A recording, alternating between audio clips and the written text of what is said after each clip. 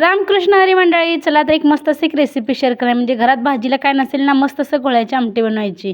कशी ते सांगते पुढे. अगोदर बेसन पीठ घेतलं. बेसन पिठाच्या नंतर त्यामध्ये थोडीशी हळद आणि थोडंसं मीठ टाकलं.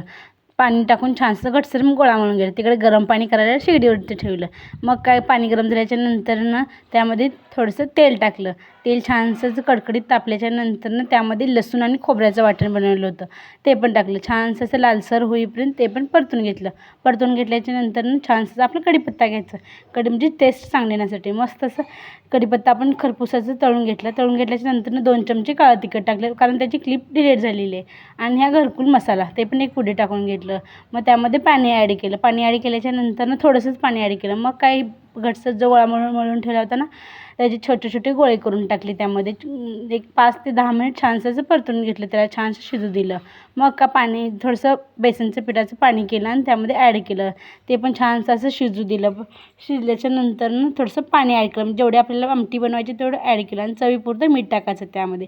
मस्त असं आपली घोळ्याची आमटी तयार झाली आहे.